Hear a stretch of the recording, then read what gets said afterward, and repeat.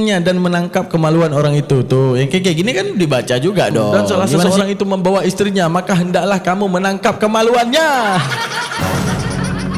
Pelecehan seksual berkedok pengudusan di Bogor terjadi sejak 2009. Korban pendeta bernafsu. Bagi dong, cak lo, bagi skate, buka lu skate misalnya. Oke, assalamualaikum warahmatullahi taala wabarakatuh. Kembali lagi di Almantiki Reaction. Seperti biasa, setelah kita melihat fitnahnya, setelah itu kemudian kita akan jawabkan dan kita tampol bolak-balik dengan fakta dan kejadian yang ada. Dimana dalam video ini dia memberi judul daripada channelnya Tanpa Ragi, Imam Masjid Garut ini dulunya korban tusbol. Bagaimana sekarang? Oke, kalau mainnya kayak gitu ya enggak teman-teman? Kita lihat dulu fitnahnya gimana. Nanti kita tampol dia dengan fakta-fakta kekristenan seperti biasa di channel Bang Daman. Jangan lupa subscribe, like, dan komen. Setelah itu kemudian kita akan tampar bolak-balik daripada segala fitnahannya dan semua fakta yang terjadi di dalam kekristenan. Oke, mari kita lihat dulu fitnahannya. Let's go. Halo semua. Pada video-video sebelumnya, kita sudah pernah menganalisa bahwa para ustadz cabul kemungkinan dulunya juga adalah korban. Dan sekarang kita mendapatkan buktinya. Garut digemparkan oleh seorang imam masjid yang tentu saja seperti biasa juga guru ngaji, mentusbol setidaknya 15 orang santri lelaki. Ketika diperiksa, imam masjid dengan inisial IG ini, kita sebut saja Imam Garut, mengaku pernah menjadi korban ditusbol ketika kecil. Katanya kira-kira di tahun 1980-an di Jakarta. Dan sekarang Imam Garut ini sudah berusia 53 tahun.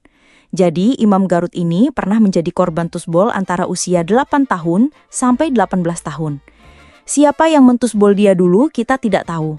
Tetapi dari polanya, sekarang Imam Garut mentusbol 15 anak berusia 10 sampai 15 tahun. Sama seperti usia dia dulu ditusbol. Dengan modus iming-iming uang dan barang untuk membujuk korban. Dan korban yang sama mau ditusbol berkali-kali. Ini adalah indikasi yang kuat bahwa Imam Garut dulu juga ditusbol dengan modus yang sama, dengan diiming-imingin uang dan barang oleh guru ngajinya pada tahun 1980-an.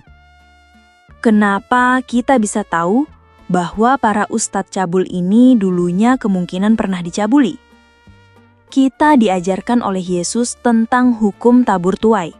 Tetapi teman-teman perlu paham bahwa tabur tuai ini agak berbeda dengan hukum karma. Kalau di hukum karma, jika kita berbuat baik, kita akan mendapatkan balasan yang baik.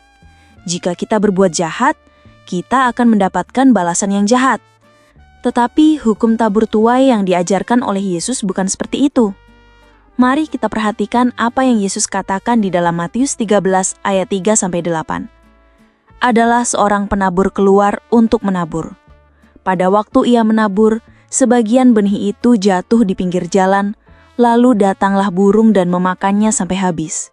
Sebagian jatuh di tanah yang berbatu-batu, yang tidak banyak tanahnya, lalu benih itu pun segera tumbuh, karena tanahnya tipis.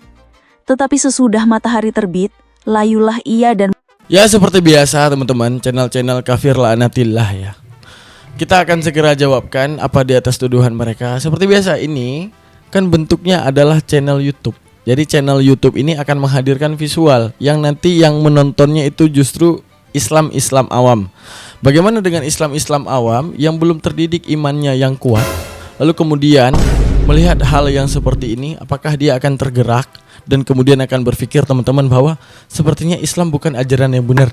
Nah, dengan adanya channel yang model kayak gini teman-teman, yang mengambil satu frame bahwa Islam itu konotasinya negatif. Oke. Lalu pentingnya kita juga bikin channel sama seperti Bang Daman untuk mengcounter hal tersebut, di mana dia menunjukkan gini. Kalau hal yang terjadi di oknum ya, ibaratnya kan gini ya, seakan-akan dia ingin menghadirkan di balik visual bahwa inilah ajaran Islam, kan gitu ya. Padahal kita meyakini bahwa setiap ajaran itu mengajarkan ajaran yang benar, setiap agama.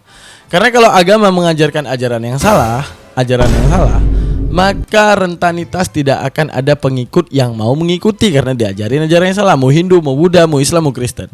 Untuk menunjukkan bahwa sebenarnya kalau kita ingin berpikir objektif, bahwa yang salah itu oknumnya, tapi agamanya tidak pernah salah. Lalu saat kita dihadirkan dengan video-video yang seperti ini, apakah kita tak harus membalas? Kita harus membalas dengan menunjukkannya beberapa fakta. Sekarang dia juga bawa dalil. Apa dalil yang dia bawa? Dalil yang dia bawa yaitu tentang perkataan Yesus tentang tabur tuai. Itu menunjukkan apa? Tentang hal-hal yang seperti ini, dia tidak menunjukkan hal-hal yang negatif. Berarti ambil dalil yang mendukung saja. Kepada dalil-dalil yang tidak mendukung gimana? Oke, kita buka. Enggak dibuka sama dia, kita yang buka. Itulah fungsinya channel Bang Daman. Oke, kita buka ya hal-hal yang aneh. Oke, siap-siap. Jadi nggak adil dong dalil yang mendukung di ini, dalil yang nggak mendukung nggak dipakai. Seharusnya kan baca semua ya. Gini, Ulangan 25:11 ya. Apabila dua orang berkelahi, dua orang lelaki berkelahi dan istri yang seseorang datang mendekat untuk menolong suaminya dari tangan orang yang memukulnya, dan perempuan itu hendak mengulurkan tangannya dan menangkap kemaluan orang itu. Tuh, yang kayak gini kan dibaca juga dong. Gimana sih? Gimana? Hah? Gimana? Ini tips dari Tuhan. Tips. Ini tips dari Tuhan. Kalau ada laki ya lagi berantem, ya teman-teman, kalian tuh kalau lagi berantem sama Oten, hati-hati. Kalau istri Oten datang ditangkap kemaluan, kalian mau?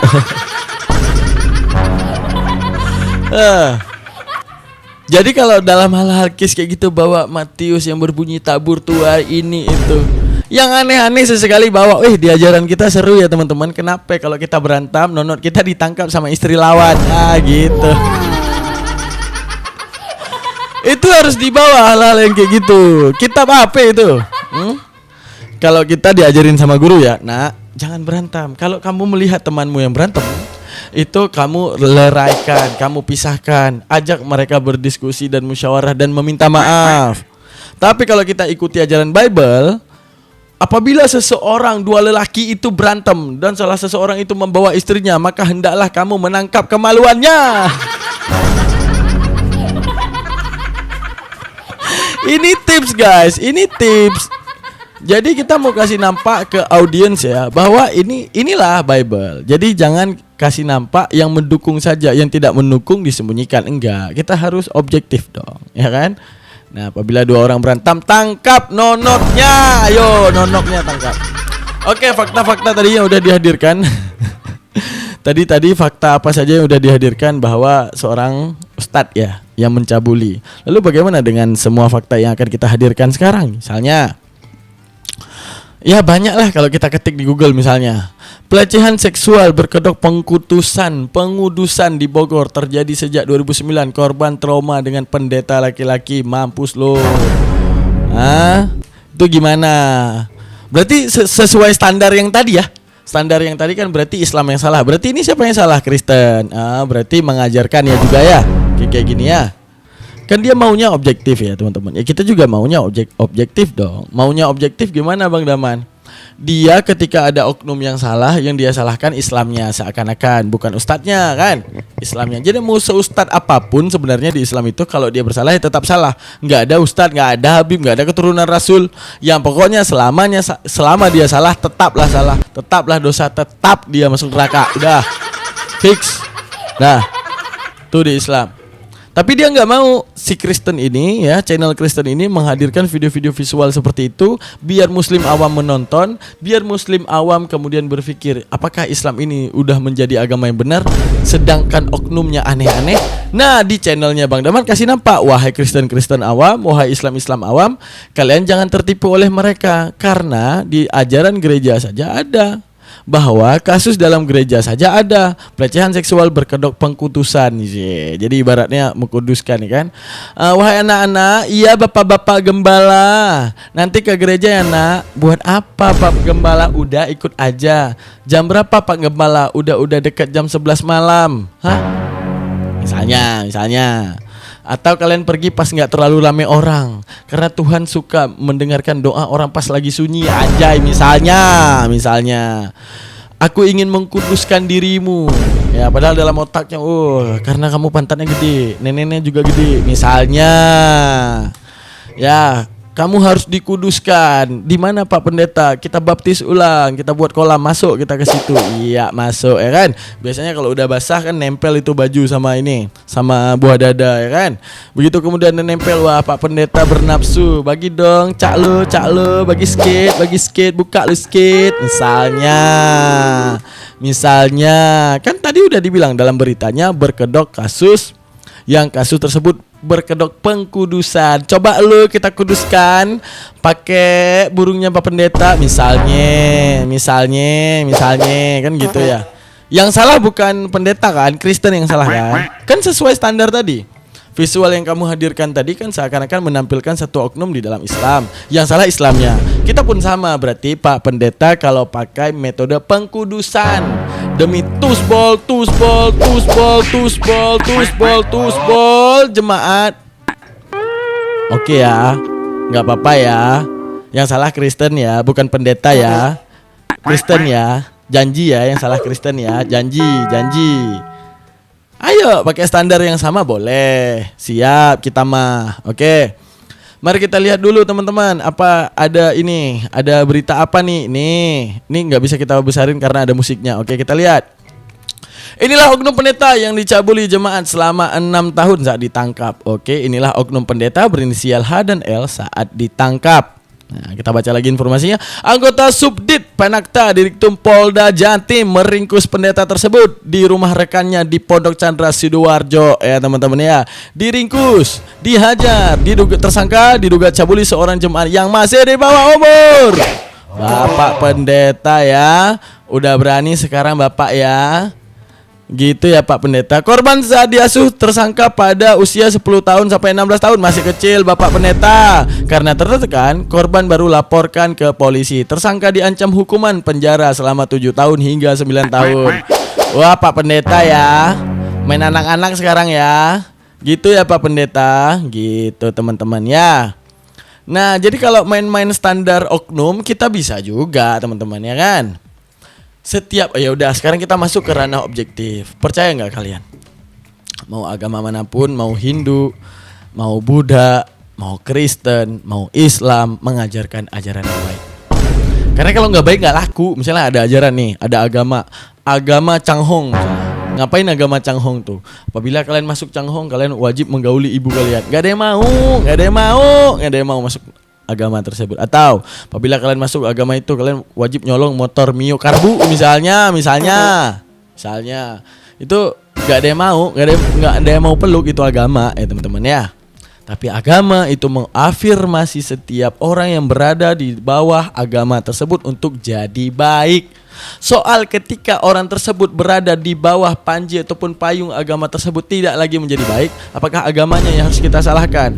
Misalnya oknum Hindu kedapatan misalnya ngapain nyolong biawa ataupun mensetubuhi biawa. Apakah Hindunya salah? Bukan. Yang salahnya siapa? Ya oknum tersebut. Di mana Hindu tidak pernah mengajarkan hal tersebut. Seseorang pendeta dari kekristenan kedapatan menggauli sapi misalnya, tusbol sapi misalnya. Secara objektif kita tidak bisa salahkan pendetanya. Siapa yang kita tidak bisa salahkan Kristennya. Siapa yang kita salahkan? Pendetanya. Tapi nggak mau dia.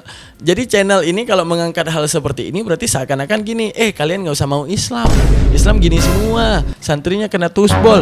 Apa kurang sama gereja noh? Tadi kita kasih nampak diringkus sama Polri di Polda noh. Nah, diringkus sama Polda, tusbol anak kecil, berkedok pengkudusan. Nah, apa pendeta? Kamu sepertinya sudah terlalu kotor di mata Tuhan. Kamu sudah nampak usang.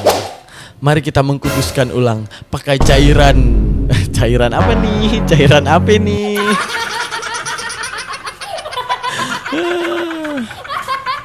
Mari kita lakukan pengkudusan pakai cairan suci Bapak Pendeta.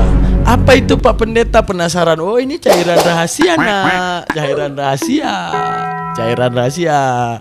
Kamu datang aja ke gereja ya. Nanti kita pengkudusan ya. Nah, kalau biasanya baptis pakai air, tapi hari ini kita baptis pakai air yang agak kental sedikit ya. Gitu ya. Datang ya nanti ya nak ya. Gitu.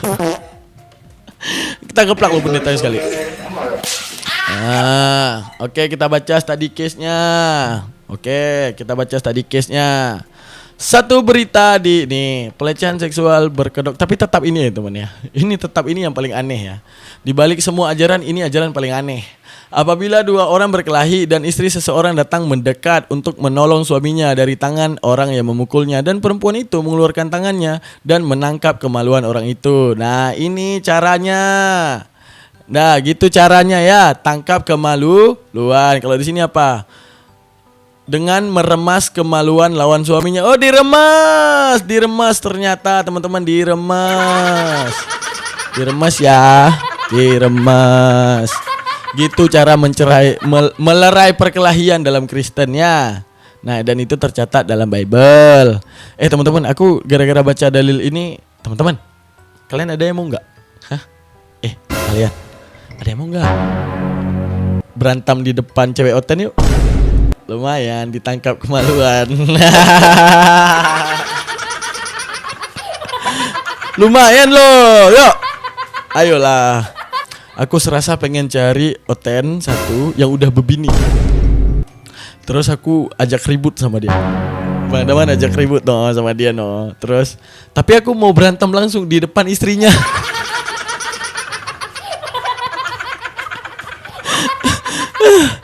Begitu lagi gelut kan, tuap. Oi, kok diam aja? Hah?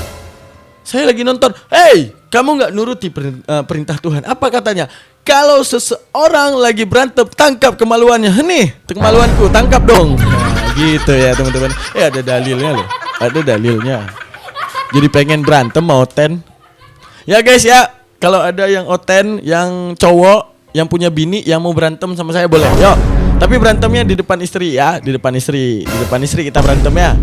Lumayan loh ditangkap kemaluan gimana sih?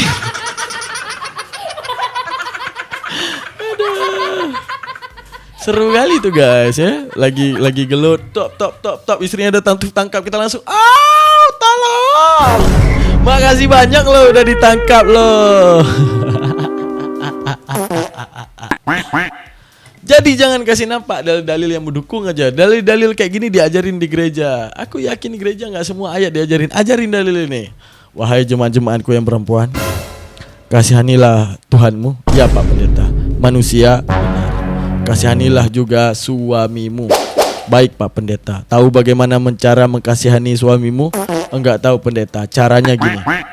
Caranya, ketika kamu melihat suamimu lagi berantem, terus diapain Pak Pendeta? Datanglah dan tangkap kemaluan lawannya. Iya, gitu Pak. Gitu ya jemaat-jemaat ya. Itu cara meleraikan yang paling ampuh gitu. Itu cara meleraikan perkelahian yang paling ampuh gitu. Gimana? Maksudnya gimana Pak Pendeta? Iya, kan lawannya lagi rebut tuh. Begitu kamu tangkap kelaminnya, dia pasti keenakan.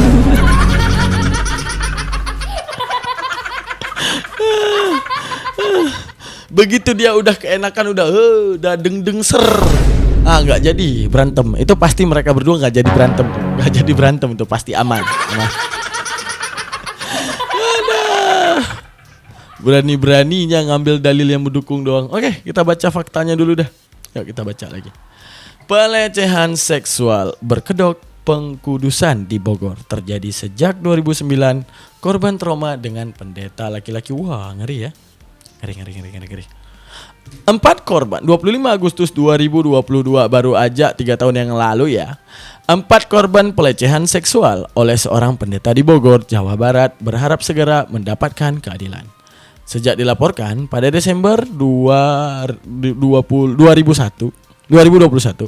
Polres Bogor disebut belum juga memeriksa pelaku. Polres Bogor belum juga memeriksa pelaku. Apa jangan Polresnya Oten nih? Polres Oten dukung banget nih kayak gini ya. Proses Pak. Wah, kalau ini udah diproses nih, kalau Islam cepat prosesnya.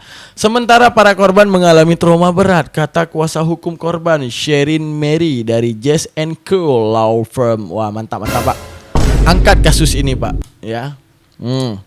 Terungkapnya kasus dugaan pelecehan seksual berkedok ibadah pengkudusan ini bermula dari kecurigaan pelapor sekaligus korban pada tahun 2019. Anjay, mabar ya. Pengkudusan ye. Kau dikuduskan dalam cairan suci yang kental, anjay. Gitu ya guys ya. Oh gitu ya.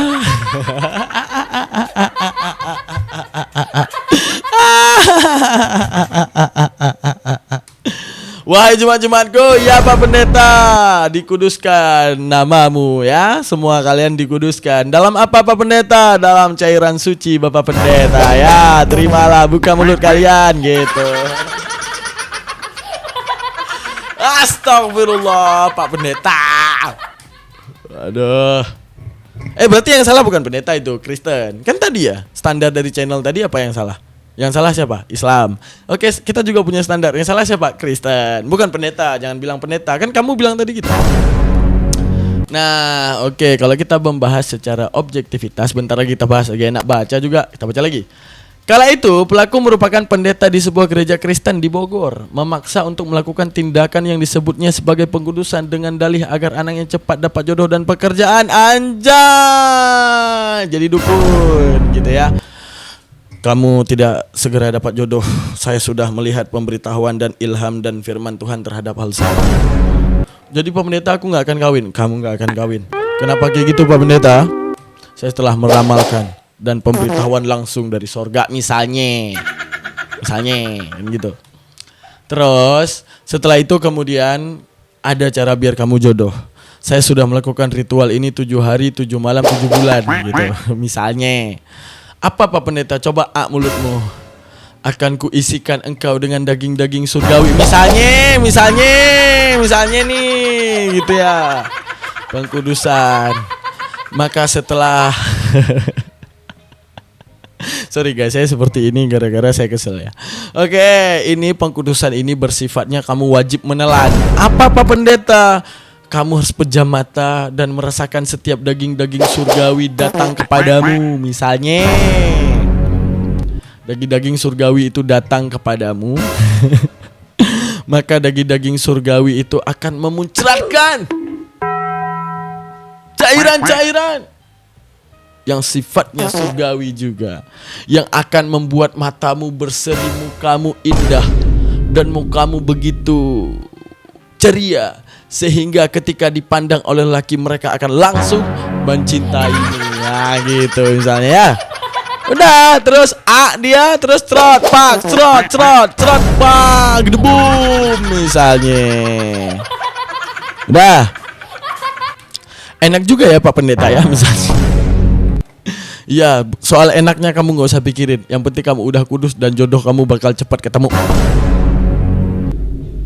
Jadi Kristen-Kristen yang selama ini bahas bocil, pedofil mau makan tuh. Jadi ibaratnya gini, kalau sebenarnya manusia tidak bisa menolak daripada seksualitas, ngapain lu komplain? Pendeta lu aja kurang ajar. Gimana sih? Astagfirullah. Kita lihat lagi. Baca lagi, aku mau baca lagi. Nanti cosplay lagi. Ada gak lagi? Sherin mengatakan korban menolak permintaan itu. Selain karena tidak mengerti dengan jelas seperti apa tata caranya, praktik ini juga asing baginya yang selama bertahun memeluk agama Katolik. Oh asing. Sherin, wah terkutuk. Kamu gak punya Roh Kudus. Guys, berarti Sherin gak punya Roh Kudus. Kenapa? Dia menolak perintah pendeta. Padahal pendeta cuma bilang Sherin nanti datang jangan pakai baju yang sopan, pakai tank top doang misalnya. Kenapa? Ya Pak Pendeta dalam melakukan ritual ini Pak Pendeta butuh stimul. Biar ada yang keras tapi bukan batu. Ya misalnya apa tuh yang keras tapi bukan batu? Gitu maksudnya. Ada yang tegak nanti bukan keadilan. Apa Pak Pendeta? Apa kira-kira yang tegak bukan keadilan Pak Pendeta? Kamu gak usah banyak tanya Sherin. Kamu jangan usah banyak tanya Sherin. Pokoknya kamu datang saja. Masa sih? Iya benar Sherin, datang ke gereja. Ada pengkudusan khusus kepadamu. Sherin dia terkejut. Akhirnya sejak 2009 dia terus dilakukan yang namanya pengkudusan ala kobel-kobel.